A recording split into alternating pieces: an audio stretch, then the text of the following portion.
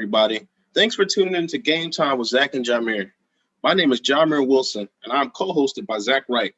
Today, the name of the game is Deadline Day, Approaching the Finish Line, where we will share our takeaways from the NBA trade deadline, along with our projections on the remaining regular season action heading into the playoffs. So, Zach, we had a very busy day. Today is actually the trade deadline. And I want to know, what was your move of the day? I mean, look at us go recording on deadline day. Very professional. But I think my move of the day, I'd have to go with the Oladipo trade. I thought that was a good move by Miami. They traded a player who hasn't played for them all year pretty much, Avery Bradley. And then Kelly Olynyk, who he plays for them, but once the playoffs start, his role is very limited. So I thought that was a good move. And they traded a pick swap for 2022, which honestly doesn't matter for real because Miami's going to be the better team anyway in 2022, barring anything amazing happening for Houston. So essentially they didn't trade a pick for real, because Miami would get the worst pick and their pick would be the worst pick in theory. So I like that move for them. They got Oladipo, who's been inconsistent throughout the year due to injuries and playing for a dysfunctional Houston team. But, if he gets on a team that's, serious about their shit, I think he can get back into form because he's still averaging 20 on the year. He's still capable of scoring. It's just a matter of him being able to lock in, do it consistently, and play defense, which has never been an issue for him throughout his NBA career. So that Miami, just the lineup potential with Miami would be interesting now. Just like, because Oladipo and Jimmy Butler, you have them on the floor. You don't really need to play like Dragic or none necessarily. If you want to have like a big defense lineup, you can just run with them, Iguodala, Ariza, and like Bam. And then, that's definitely a deadly defense.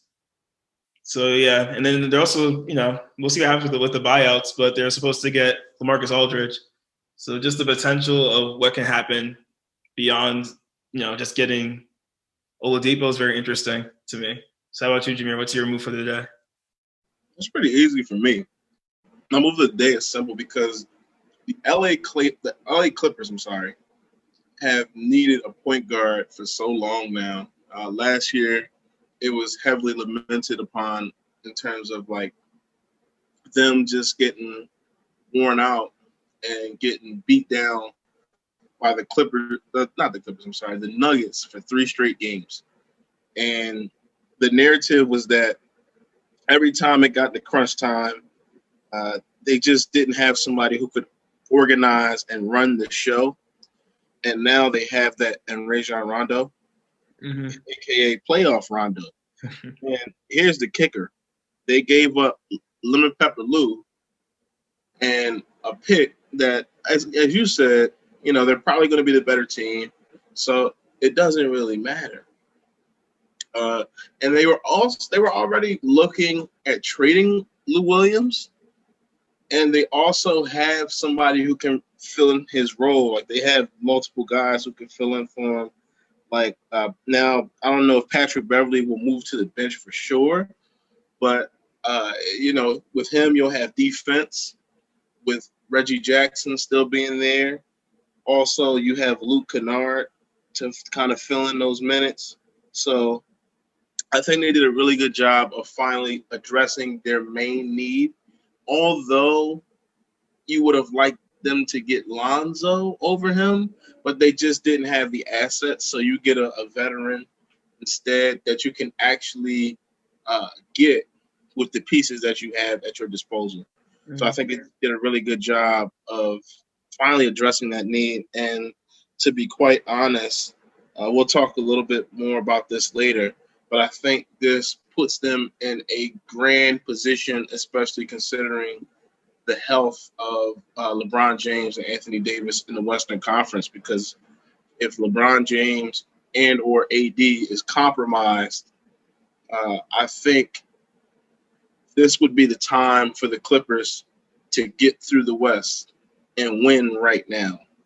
I don't know if they could beat Brooklyn in the finals if Brooklyn was healthy, but at least getting to the finals would validate the move they made a few years ago with Paul, trading all those picks to acquire Paul George and signing Kawhi Leonard. So, yeah, I think that move was important. Yeah, I feel that. Just watching that Nuggets Clippers series, just seeing the lack of a game manager. Because I mean, that's what Rondo is at this point. He is a game manager. He's always been a game manager. He's did it at like a very high level, but the way the game's switched up on him, he's not necessarily as useful in some situations. But in the playoffs, he's always useful because he has time to prepare and all that good stuff. And you've seen it with the Lakers. He definitely won a couple games for the Lakers in the playoffs last year. So the Clippers definitely need someone who can step in and do that. So that was my second move. I didn't want to do it because I didn't want to be a Celtics homer and just talk about a former Celtic. So I decided, you know what? I'm not going to talk about Rondo this time. But you gave me the opportunity, so thanks. Of course. Also, another big thing, honestly, is just leadership. Like a lot of people talked about last year, the locker room and this turmoil that was in the locker room. Kawhi Leonard, as great a player as he is, no one has ever accused him of being the most vocal leader you could ever have. Mm-hmm. And I think coming with the mantra of playoff Rondo is someone who knows how to lead in playoff situations because, Rajon Rondo has been there and done that for so long. And as you said, he knows how to prepare because especially with the extra time that you have in the playoffs to prepare for a given team and just knowing what it takes night in and night out. And, all they need is a game manager. You have all the talent. Mm-hmm. They just needed somebody to organize that talent. Exactly. 100%. So, yeah, I love that move 100%. And on that front, do you think it's time to head into our next wonderful topic? Yeah, definitely. I think we should talk about the state of the league now following this trade deadline. Absolutely. And why don't we start out East? I mean, with the East, I feel like the top three is still the top three, and everyone else is kind of just everyone's fighting to show up, essentially. But the top three, Philly, Brooklyn, and Milwaukee, they're the teams that matter for real. Everyone else is we're just trying to figure out who else is going to get beaten by these teams. So speaking of fighting to show up, Miami and Chicago, I think, made the most noise today. Oh, no doubt. You want to go ahead and elaborate on that? Yeah, definitely. As you said, with Victor Oladipo, also possibly adding LaMarcus Aldridge. I think those are two huge moves if they can pull off the LA move. Either way, getting Victor Oladipo for two minimal rotation players. They weren't really even rotation players. They weren't really utilized in the rotation. And Victor Oladipo, like your number one concern with him is health. So now you don't have to play him as often because you have Duncan Robinson, you have Tyler Hero, you have Goran Dragic, you have Nunn, you have Iguodala, exactly. You don't need to play him that often, and you can play him enough to where he's going to be effective. He's just going to be another guy in that group. Mm-hmm. You can depend on him to get a bucket. Yeah. But you don't need him to be out there for 40 minutes. Yeah, once the playoffs roll around, then they can start playing him as much as they need him to right, exactly. And he'll still only play maybe 25 to 30 max if he gets hot. Mm. So yeah, it's great, especially considering his health. And Miami is fifth. Like they're like a half game out of fourth place right now. So they're in quality position at least to host a playoff series and to avoid that play-in, which is they're also very close to if they were to fall off. And it's kind of the perfect storm because Miami was battling COVID earlier in the year and injuries, all that kind of stuff. And now they're really starting to get it together and adding talent that they could really use, along with Bam as you've talked about earlier in previous episodes, having a quality year under the radar. Jimmy Butler getting himself back together, and so on. And then with Chicago, they're a few games out. Like right now, they would be a play-in team in 10th place, but they're at, as I said, like the East is so tight after the top three teams that if you lose a few games, you could be out of the whole thing. You win a few games, you could be a top 5, top 4 seed. So them acquiring Nikola Vucevic was probably the biggest move that happened today.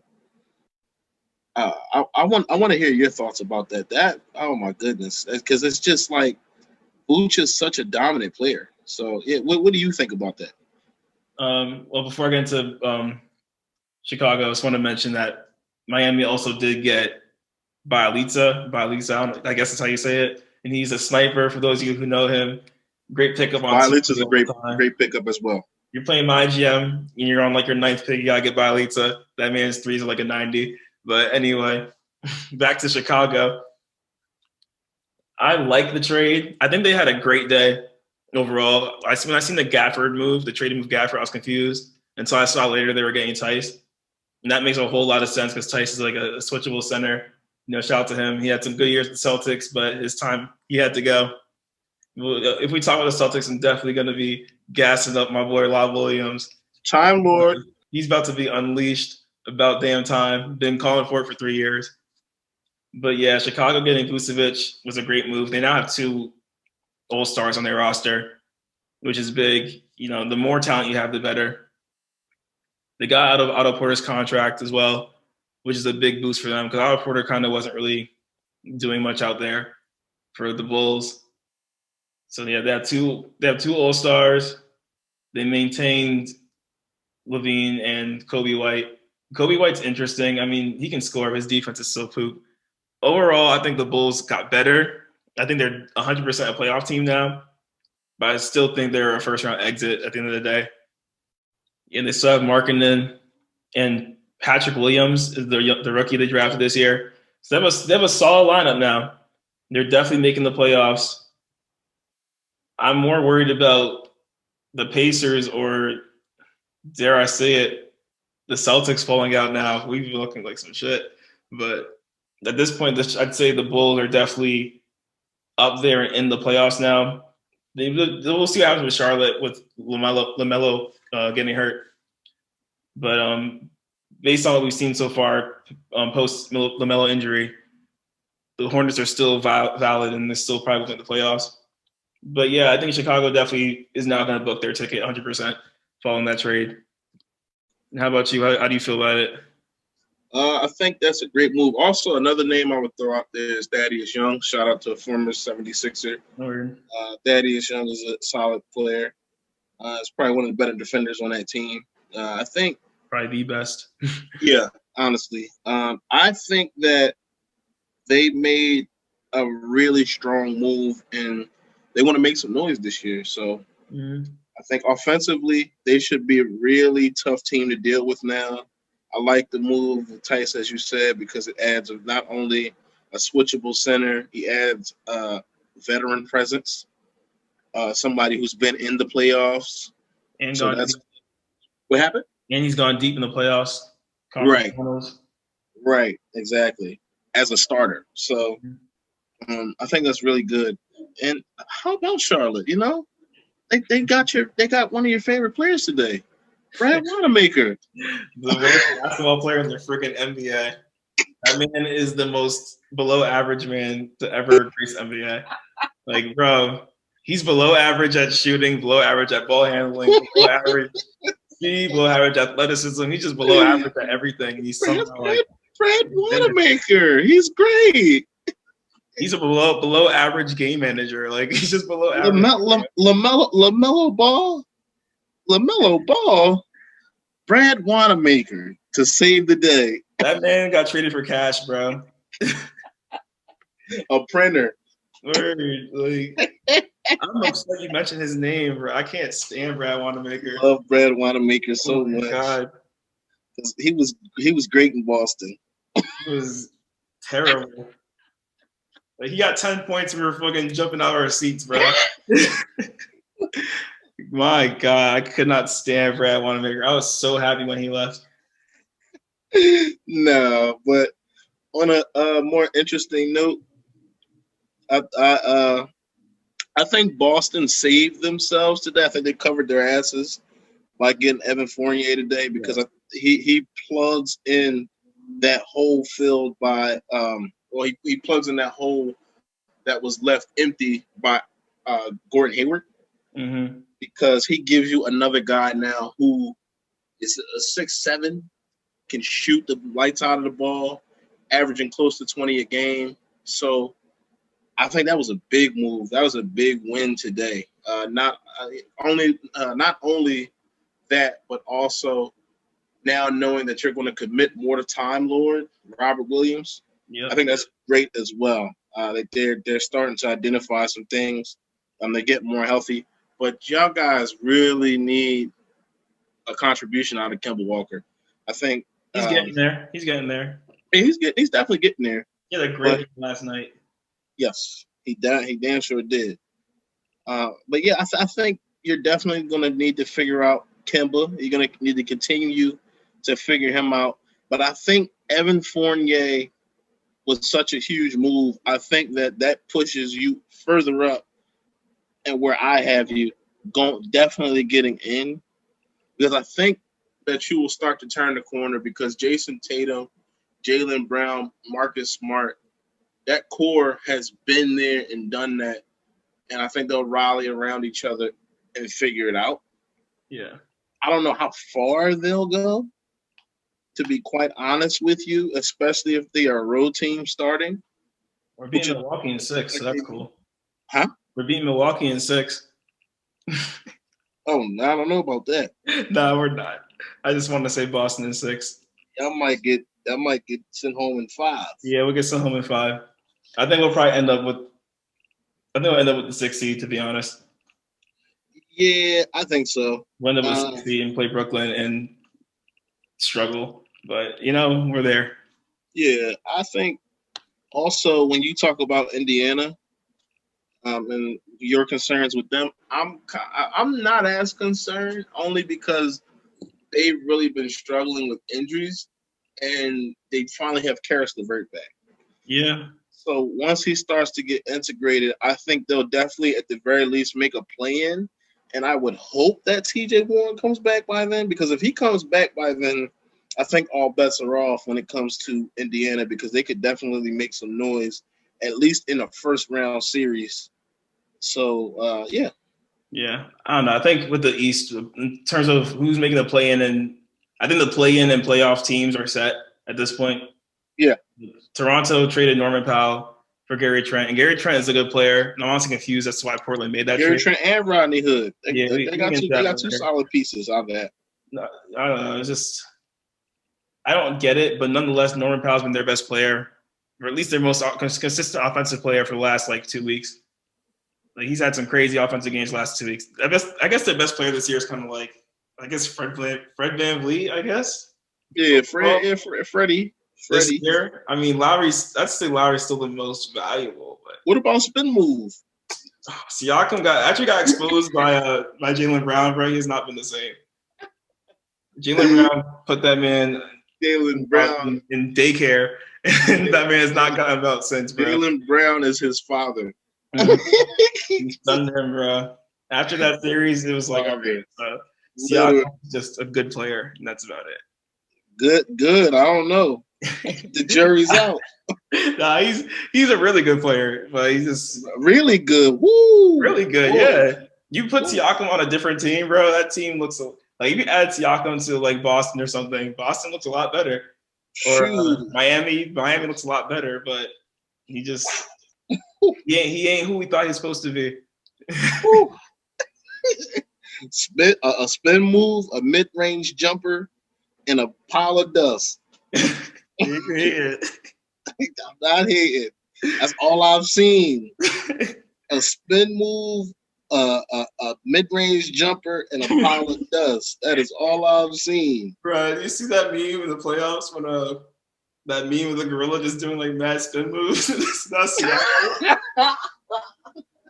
That's him. I'll never forget that because that was too accurate. He literally just came down to a spin move every other play. He is whack. He posts up. Hey, guess what? Spin move. Yeah. I do think Boston will make the 6th seed, and the Pacers will definitely be in the play-in. All these teams that are in the play-in picture now are going to make it. Toronto's done up. I'm sorry. Yeah, Toronto's whack. Yeah. Washington, they just – I don't want to give up on Washington, but it's like they're just so weird because it's just I did not expect them to be just this trash. Like they're garbage. I feel you. With that Chicago move, though, I think Washington's hopes are done because Chicago, like you said, is the 10th, and they are 2.5 games ahead. They became a much better team after today. Oh yeah, most certainly, no doubt. The Wizards will not catch up to the Pacers. Like you said, the Pacers are getting healthier. They're missing the bubble MVP, but they're still, like you said, they got LeVert. But yeah, I have to give TJ Warren that shout out. That bubble MVP, he come back. I'm telling you, man, they might be able to get out the first round. This is at least into the playoffs through the play-in. You said what? I was saying this is the play-in picture that we have in the East. Yeah, I believe so. So yeah. It's going to be interesting when I think at least through the first couple of rounds. Because Miami is starting to gear up.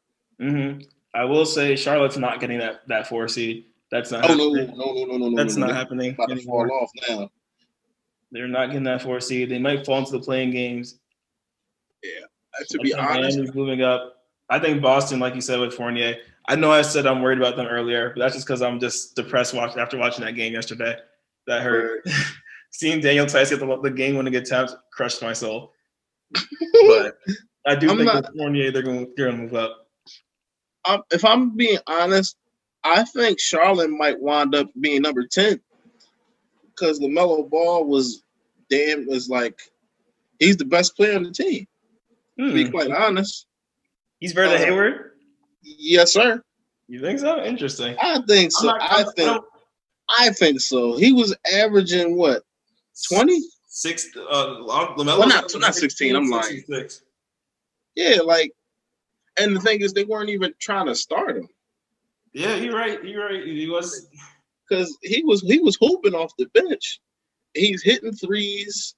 He's pushing the rock. And he was making the game fun for everybody on the team. He's getting put back dunks. He was doing every damn thing. I watched a couple Hornets games on League Pass or on my streams. I'm not on damn League Pass, but on my streams just because I wanted to see LaMelo Ball, and he definitely was energizing the team. So I don't know. I think they're like the same in terms of who's I think they're 1A, 1B, but. Not unless you think in an alternate reality, Brad Wanamaker's as good as LaMelo Ball. Oh no, I cut it out. Yeah, okay then. It's interesting. All right, then. I don't know. I respect your opinion. I just need to think more about it. I never thought of LaMelo as the best player on that team. Because if I'm looking, right, they're number 4 right now by a half game. If they lost a game and every team behind them won one game, they would be in 7. Yeah, that's true. They would go right to 7. Mm-hmm. And then I think with Evan Fournier, because look, all right, so the teams that they're ahead of right now is Miami. Miami just got better, and they're only going to get better, especially considering health. So I think Miami will jump above them. Got the Knicks, who Derrick Rose and Mitchell Robinson have been out for extended period of time now. They're finally starting to play quickly, and they're doing better. So I like the Knicks moving above them. Yeah, Mitchell Robinson's back now actually too. I think he's back for 2 or 3 games now. Yeah. So yeah, once he gets it back together, that's going to be an even deeper rotation. Mm-hmm. You've got the Hawks, who just added Lou Will. I don't know about the Hawks. I think the Hawks might wind up actually being number 10, and They're the maybe one team Charlotte I to be know number not making 9. the playoffs. You said what? They're the one team I know who's not making the playoffs in that group. Yeah. I agree with that sentiment because it's the health, to be honest. Mm-hmm. It's the health, but I'm not going to count out Nate McMillan. That's my only thing. I'm not going to count Nate McMillan out, so I'm not sure. And then Boston, I think Boston is set to jump up. I think Boston will wind up with the 5th seed. Actually, I think Boston is good enough to get to the 5th seed with Fournier if Time Lord plays in the lineup and Kemba can figure himself out. Mm-hmm. So I think Charlotte is going to be at least a play-in. Yeah. I don't know if they'll be number 10, but I don't know. I don't think they'll be the top 8 though. But yeah, we should probably talk about the West because the West got a little shake-up too. Just a little bit. There's some interesting fringe moves. What, Aaron Gordon of Denver? That was probably the best thing that happened. The Portland move is interesting too. You said what? The Portland move does a little bit too. Yeah, for this season, I guess. Well, obviously, I mentioned the Rondo move, so I think that was probably the biggest move. But Norman Powell's a good move. Yeah, the Blazers, I feel bad for them, bro. They try, they really do. Put up a good fight. They do what they can on the fringe stuff, like getting Norman Powell. That's a nice move. Having a great year. Again, confused as to why Gary Trent was sent away. I just don't get the point of trading away. The point of making trades is to make your team better. I feel like Norman Powell makes you 0.5% better than Gary Trent. So whereas had they had Gary Trent and gotten Norman Powell, they would have been maybe 5 or 6% better, which makes a lot more. That's a pretty big jump. Yeah, that's 2 high level guards coming off your bench. But that's what they chose to do. It was a questionable move. They should have found a way to get Norman Powell without trading Gary Trent, because I just don't think Norman Powell is that important where you trade away a young guard who will probably end up being just as good, if not better. Yeah, that's my 2 cents on Portland's decisions. And like you said, Rodney Hood,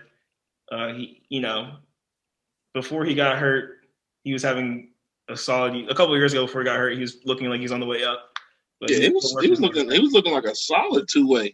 Mm-hmm. But he's on, I like the move for Toronto. I do too. I think Toronto won that one, without a doubt. We talk about the rest of the conference. It really, I think the most noise that was made today, honestly, was a non-move by the Pelicans, saying that they're not gonna trade Lonzo. Yeah, which makes sense because the only teams who were really looking at him didn't have the pieces to get him. So, yeah, I think, and then on top of that, I don't know if I necessarily would trade him. Wouldn't. Just because, I think he's going to be a free agent this year.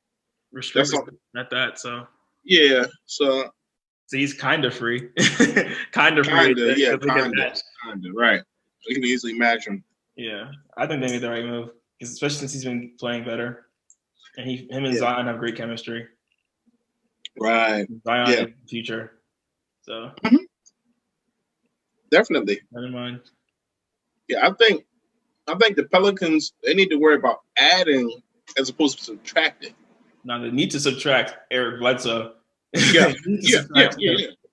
And Steven Adams is good. He just don't fit there. He'd be more suited for other teams. So get rid of both of those players. They could have traded him today, to be honest with you. Maybe they're probably looking, but no one wanted the asking price, I guess. Probably his contract as well. Yeah. We're talking about the rest of the conference. I think the bigger thing, because I think the East got more of a shakeup because more teams made bigger moves. Mm-hmm. But I think the bigger news in the Western Conference, and the thing that will ultimately control the state of the West right now, is injuries. when you look at the Lakers, AD and LeBron is out, Mm-hmm. and they have a really tough slate coming up of games against like Brooklyn, Dallas, Utah, Playing Philly etc. today. Philly today, no Embiid, but it's still a tough matchup with Ben Yeah, Simmons and Tobias. that's still a tough out. Yeah, absolutely. Um, Dallas added JJ Redick today. Wow. Ooh. Nah, They're still gonna be in the play-in. yeah, But that's a good addition. it's a good addition. I just wish they had some help for him. Um, but back on the injury front, Golden State, you have Golden State, obviously Klay Thompson being gone still. They would be something right now. Uh, and yet the main storyline is just AD and LeBron. I think in the Western Conference right now, where will they be come playoff time? What will their health be like? What percent of them will the Lakers have come playoff time? Because right now the West is wide open. Mm-hmm. From Utah to Phoenix, the Clippers, who I think now is my favorite because they have a point guard. They finally figured that situation out. So Denver, who's added Aaron Gordon, which I think that's a really quality move for them. mm-hmm. Portland, Dallas, San Antonio, Memphis, and Golden State is live as long as you have Steph Curry. So, yeah, just the West is very wide open, and it's just going to come down to what happens with the Lakers. I heard you say the Clippers are not your favorite. Is that including a healthy Lakers team? No. So it's assuming No. LeBron and AD come back or AD like Yes. come back compromised. Okay. Yes. No. No. Lake, no, hell no. The Lakers at full strength are my Western Conference favorites, no doubt. They didn't help themselves today at all by not making a move, but I mean, they didn't want to give up Taylor Horton Tucker, from what I heard, for Kyle Lowry. So I mean, yeah, I feel like they're missing some pieces. I think they had they had a good offseason, but now it's kind of looking a little overblown, and I think they just needed other moves and other pieces outside of what they already have. It's not too late. You've got the buyout period. They're going to really need to make a move during the buyout period, even if LeBron and AD are at 100%. Mm-hmm. So, I mean, I don't know. I think what happened with the Lakers, what they're missing now, they should have tried to keep Rondo, and they should have tried to keep Dwight. Mm-hmm. Or, I understand getting rid of one, but I think they needed to keep. Understand getting rid of one, but I think they should have kept one of the others because like Marc Gasol just is washed as fuck. That was weird that they got him. I guess he can shoot, but like shooting, having someone to help AD conserve his energy was what made them special. I feel like in the playoffs because Anthony Davis did not have to consistently be jumping and running and playing the center. He hates playing center anyway. And at least in previous years, he's refused to play center. Oh, even JaVale McGee, which that was an underrated move today too. Denver getting JaVale McGee. Denver. I was looking at their roster today. I realized they did not have like a serious backup center up until JaVale. But so that's my thing with the Lakers. I feel like they're gonna do something to buy out because they're the favorite overall if healthy. So someone's gonna want to hop on the bandwagon. And we know that they're expected to get Drummond. So hold on. Wait a minute. You said they're the favorite overall if they're healthy? Yes, bro. The Lakers. You think Brooklyn's a favorite? Okay, so here we go. The bullshit. Nah, you gotta hear me out, right? Go ahead. Because AD, all right, at the very beginning of this season, I must drop the phone. Drop your phone. He's talking that bullshit. Continue. Ain't no bullshit over here. But AD at the beginning of the year, the Lakers were my favorite, right? Mm-hmm. Because you had a loaded squad with Harrell, Gasol, Schroeder, LeBron, the whole crew, right? Yeah. And then that picture began to change because you have Kyrie Irving and KD, and then they traded most of their bench to acquire James Harden. So even with James Harden, I'm like, how does this fit? Is this going to work? I'm not necessarily sure. But now that AD that I've seen what the team looks like with just LeBron and not AD versus what the Nets look like without Kevin Durant and Kyrie Irving, I'm not so sure that the Lakers would be the favorite because James Harden, number one, I got to give him props. He's playing at the MVP level right now. And we'll get more into that conversation later. Yeah. But he's playing at an MVP level. Kyrie Irving is playing at the best level he's ever played at. And I think a part of that has to do with what James Harden is doing. And then Kevin Durant really hasn't played much this season. And they're still right behind the Sixers and Bucks in that, that hunt for the number one seed in the Eastern Conference, just off the strength of James Harden, pretty much, with help of Kyrie Irving. And I think that Kevin Durant, when he is healthy, is a top 2 player on the planet. Mm-hmm. And that combination of the three of them hasn't really played much together, and they're still one of the best teams in the NBA. So that says a whole lot. And right now, we don't know. Like to be honest, we don't know the health of KD. We don't know the health of AD. We don't know the health of LeBron. But considering all of their health, if they all do get healthy, I'm taking the Brooklyn Nets right now. And it's hard for me to do because the Lakers were very dominant last year, but I'm taking the Nets. I have to right now. It just, I have to. I do. I respect it. I respect anyone who believes the Nets are the team.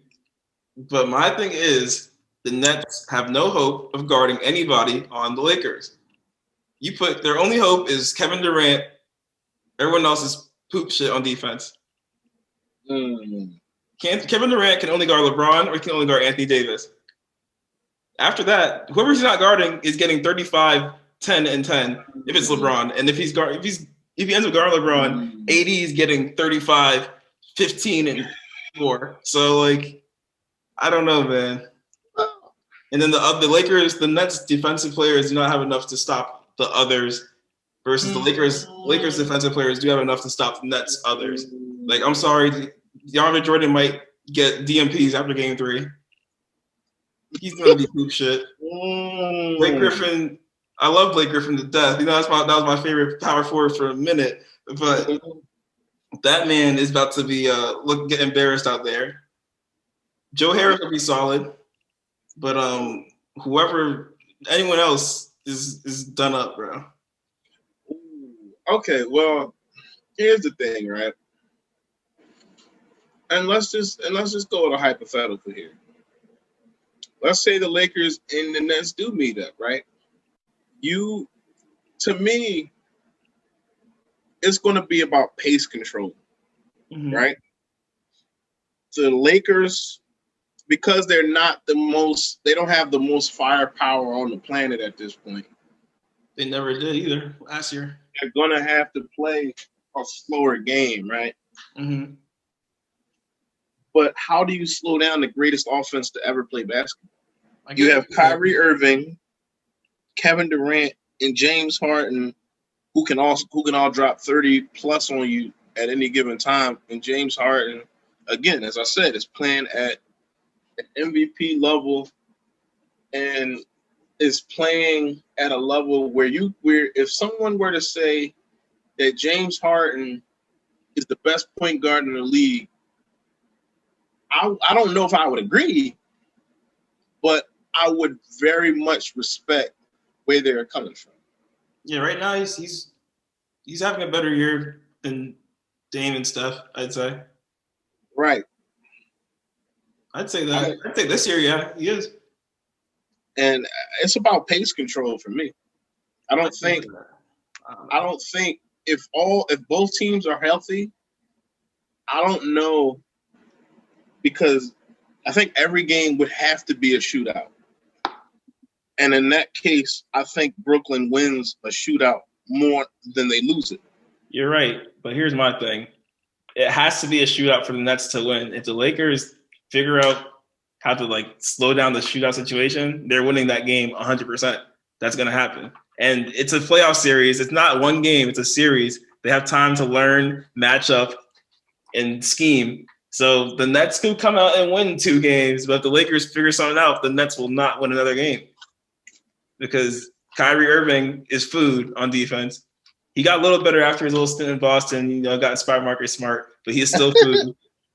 James Harden, his defensive struggles have been overblown for a minute. He was trash in 2015. After that, he picked it up. Yeah. He is still food. DeAndre Jordan is name brand at this point, food. Joe Harris, food. That's 4 of their starters, bro. And Kevin Durant is not food on defense. Kevin Durant is just a cannon. But James Harden and Kyrie Irving will be playing 38 minutes plus. And if you have 38 minutes plus of food on the court, that's a problem. They are offensively tough, but Kyrie, as we've seen, Kyrie Irving can be guarded. James Harden's had a rough playoff history. So I don't know. They do have some question marks. Because, when Kyrie was with LeBron, he was doing his damn thing. But when Kyrie went on his own and did not have LeBron in the playoffs, but he has James Harden. He's playing better than he's ever played. You're right. He is playing better than he's ever played. But I don't know, man. I just feel like defense does win championships. It does. And I'm very big on defense. But I just don't know. I personally don't believe that anybody is stopping this offense, especially considering that no one already has been able to stop them with only some doses of Kyrie and James, James and KD and Kyrie. They've only played together once or twice for real. Mm-hmm. And that was back when they were struggling against the Cavs. They've had time to mesh, and they haven't even all played together. You're right. So imagine what they could actually do when they figure out how to play with one another. You're right. That takes time, and we'll see if they get the time to do that or not. Yeah. Because like you said, Kevin Durant's held a question mark. I do know that Harden just does what he pleases, and he's making them look crazy. Mm-hmm. But when KD comes back, the offense will shift, and there will be a new adjustment period. Mm-hmm. And then, like you said, we don't know what's going to happen with injuries, but assuming injuries off, I don't know. I got the Lakers in 7, bro. I'd have to take Brooklyn. In 7 right now. Oh, okay. So it's definitely close for either of us. It's close. It's close. Yeah. It's close. But I just don't. I'm just not convinced. I need to see what happens with the deadline or the buyout period. Oh yeah, I do too. I really do, because that's my thing too. I just feel like the Lakers roster is incomplete. I mean, I think the Nets roster is also incomplete in its own right, but I think that the superstars that they have cover a lot of those problems, and they do have some role players. I mean, even though you say DeAndre Jordan is name brand, he is competent and serviceable. Blake Griffin is serviceable. Joe Harris is a sniper. Joe Harris is good. Joe Harris is a sniper. That man is excellent. I'm sorry, bro. Them Harden lobs are not happening in a playoff series, bro. That's the only reason why DeAndre Jordan looked like he was on his way to getting benched for friggin' Reggie Perry before James Harden saved his career. He was about to be done for the year, but James Harden brought him back to life. And they're getting Claxton back soon, too. Yeah, Claxton's been he's been playing well the last couple games actually. Yeah. But I'm sorry, if Claxton's out there in the playoff series, I wouldn't be too worried because he's definitely gonna struggle in the playoff setting. He's doesn't have that much experience under his belt. But I'm excited to see what happens with that. And as I'm sure everyone knows, a playoff episode will be happening, obviously, because that's just like a must. Oh, so I can't wait for the playoffs. That's gotta be fun. We got a little sneak preview. But yeah, I think now we should at least talk about regular season awards. Who do you think will be getting what? So let's start rookie of the year. What do you think, Jahmir? I'm sad. I'm sad talking about this award. I really am, because LaMelo Ball. This was LaMelo Ball's trophy, as far as I'm concerned. As far as everybody's concerned, pretty much. Mm-hmm. But Ekonda, his injury has reopened the door for Anthony Edwards, who is the front runner right now. It's his trophy to lose, and the only person who I think could take it from him, if he's consistent and if he makes plays and actually helps his team get into the playoffs, or at least the play-in, will be James Wiseman. I predicted that James Wiseman would be Rookie of the Year at the beginning of the year. Same. Just because of his confidence, his length. He takes jump shots. And also, he's learning from Draymond Green, who's has incredible experience. Is one of the best defenders in NBA history. He thinks he's the best, but sheesh. Yeah, just like the leadership that he's gaining from Draymond Green and other guys on that team. I think it's Anthony Edwards, Rookie of the Year, unless he drops it. And in that case, James Wiseman, I think, would collect it. And how about you? What do you think? I take problem with the Anthony Edwards hype. I get it. I understand it's going to happen. First, I guess I should say who I think is Tyrese Halliburton. He's been good all year. Continue to be good for the rest of the year. Okay. I think he'll end up winning it, or he should win it. But my thing with the Anthony Edwards hype is like, up until like 2 weeks ago, the only thing Anthony Edwards did worth noting was dunking, or I should say murdering Yuji Watanabe on the Raptors. Yeah. Other than that, Anthony Edwards has been irrelevant. He just slaughter. 4 to 3 points here or there. Mm-hmm. Got no assists, got no rebounds, got no wins. I think that's so. Yeah, he's probably gonna get it now because LaMelo got hurt, and they tend to try to give it to people who do cooler shit. That's just how it goes. And that's a big reason why LaMelo. A lot of people thought LaMelo was gonna win it before he turned out to be better than everyone thought he is. Mm-hmm. So, yeah, I don't know. I think Anthony Edwards, if he gets it, is off a straight hype. And again, whoever gets it at this point is off of the luck of LaMelo getting hurt. That's bad when he's luck, but you know what I mean. I wouldn't say it's off all hype because they weren't getting wins because Cat. Yeah, I get that. Anthony Towns was out. Understand that, but even then, he still wasn't doing shit for real up until the last 2 weeks when Cat returned. That's true, but James Wiseman's injury didn't help him. Yeah, Tyrese Halliburton, and I mean Tyrese Halliburton has a good case, but where my problem comes in is narrative. The NBA is about narrative, as you can say, cool shit, but the NBA is all about narrative, all about the story. Yeah, and that's what I meant by hype. Like Anthony Edwards should win it because he was the first pick, this and that. But I mean, there should be some hype surrounded around what you've done, like some sort of legend around what you've done, some sort of highlight or something. Like, Tyrese Halliburton has been really good, but there's no hype at all. Yeah. And I mean, it doesn't help that he's in Sacramento, but still. Yeah. I just think he should win it.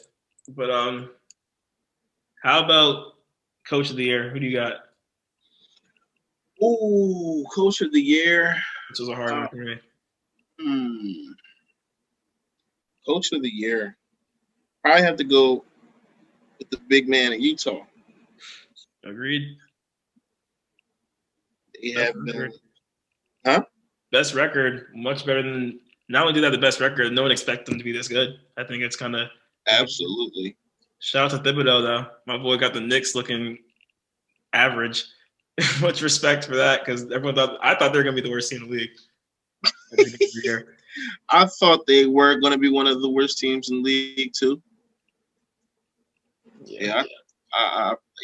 Quinn Snyder, I think, is definitely the coach of the year right now. He has them playing on a string defensively and offensively. They're sharing the basketball like no other.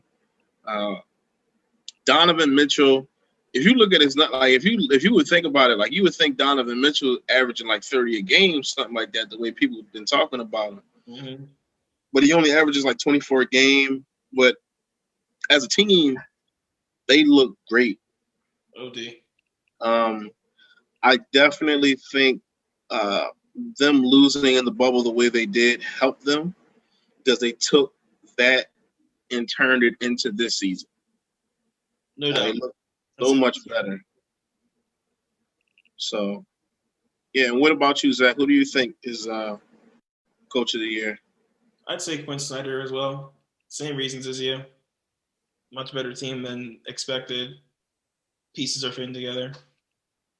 And how about sixth man of the year? Sixth man of the year.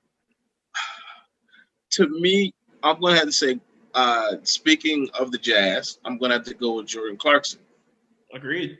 Jordan Clarkson has been pretty damn good.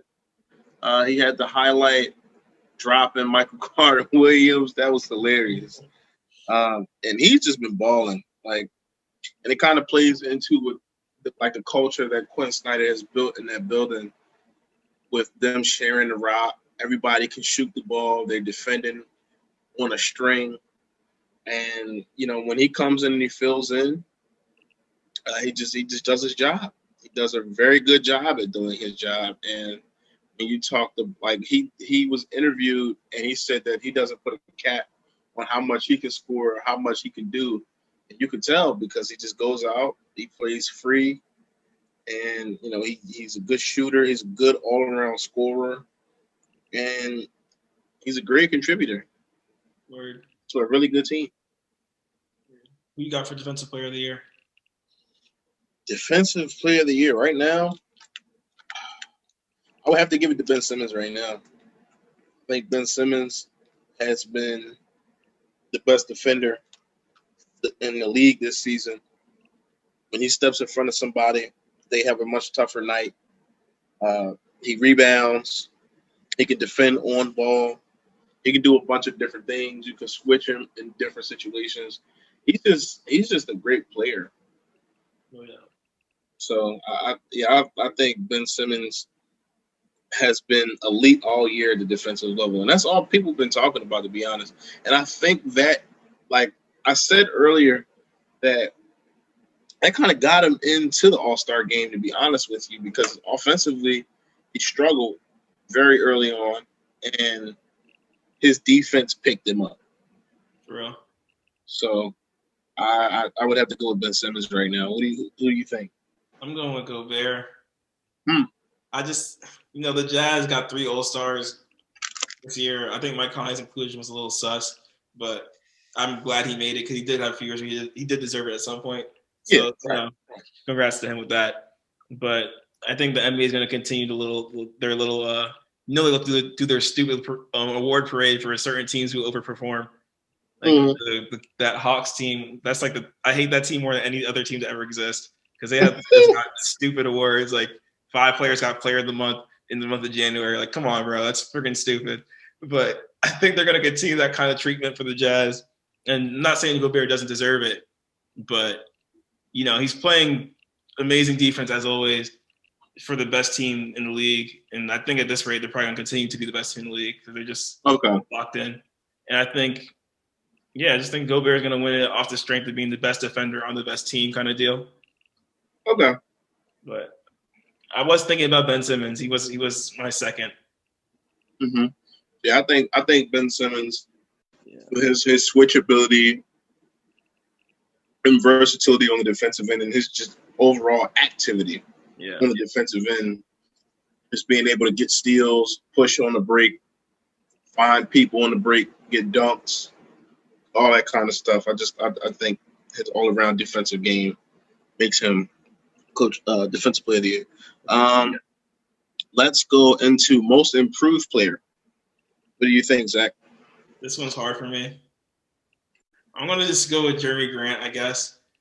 You know, he went from 12 points a game to like 24 this year.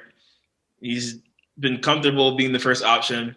You know, the NBA loves awarding this award to people who like have increased volume, and that's exactly what he did, and he's making the most of it. This one was hard for me because if you go back to the beginning of the year, I was thinking Christian Wood, but since he missed 20 games and the Rockets, played like garbage, I think his case is done. But, you know, Christian Wood deserves some MVP votes because apparently the second he goes out, this team is dog awful or god awful. So, yeah, I was thinking Christian Wood in the beginning of the year. But now I guess it's Jeremy Grant's to lose at this point. No one else has really stood out to me as like an improved player for real. Maybe Jordan Clarkson has he has a good look in my mind too, but I think he's going to end up with six man. So you know how they are with those awards. Right. I agree. It was Christian Wood at the beginning of the year, but then his injury dropped him off.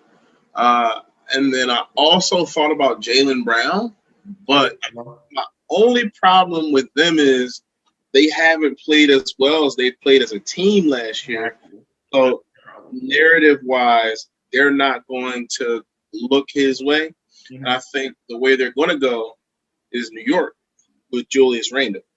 Because, I like that one. Yeah, because he's the best player on a competitive team, on a competitive roster. And I mean, the records are similar. The records are similar in terms of Boston and New York, but New York, as we both said, weren't even competent last year. So just somebody who's been on one of the best defensive teams in the NBA this year. He's having career high numbers across the board. He made an all-star game, and he's just been doing it big this year. And like this was really a breakout year for him, where we kind of knew, he had it in him. Exactly. That's why I didn't think of him, because he's always been good in my mind. Just the whole narrative thing again. Right, and narrative, exactly, because Jaylen Brown has been in playoff games before. He's been in playoff basketball in big moments for years now. So we kind of already have seen Jaylen Brown in the limelight, and I think that's going to kind of hurt him just in that regard in this award conversation. But yeah, with Julius Randle, him having career highs across the board and stuff like that, especially in a big market on a team that's winning. And that's been one of the main storylines of the league this year, like the Knicks' improvement as a team with him being the best player on it. Yeah, no doubt. I think Julius Randle's got it. Yeah. And then to close out, who is your MVP? James Harden. Easy. If there was no injuries, I'd say Embiid, but I think now Harden's got it. You know, the Nets, like you said earlier, we were going back and forth about Nets and Lakers. The Nets have been missing Kevin Durant and Kyrie at different points in time, whereas Harden has been consistent and there throughout them, climbing all the way up to, I think they're the 2 seed now. So the Nets have improved dramatically. Right. And Harden has just elevated everybody's game. Like you said, Harden has Kyrie playing the best basketball of his career. Harden and Joe Harris have an amazing chemistry. Harden saved DeAndre Jordan from being a DMP player. Jeff Green and Harden, they have had a couple years together. Jeff Green's playing well as well. Harden now has Nick Claxton looking, Claxton's now proven he can get minutes. This is just what Harden's been doing throughout his entire career. And I'm not going to get into the whole MVP award debate, but I think Harden should have at least 2 MVPs right now, maybe 3. I'd say he should have 3 right now. And I think this year he should be getting his 4th, but instead it'll be his 2nd. But that's neither here nor there. How about you? Yeah, that's an interesting debate. But I also agree. I believe that if you shave out the injuries, it was Embiid, then it was LeBron, but now it's him. Mm-hmm. It's his award to lose with Jokic and Dame on deck right behind him. But I just think that his consistency, night in and night out, keeping them afloat as a team, a bunch of nobodies pretty much at this point. I mean, obviously you have Joe Harris, you have DeAndre Jordan, you got Blake Griffin now, Bruce Brown. You don't really have much around him, and he's turned it into gold. Mm-hmm. And then also when you look at what Houston is doing, my God, Houston 20-game losing streak. Yeah, Harden would never.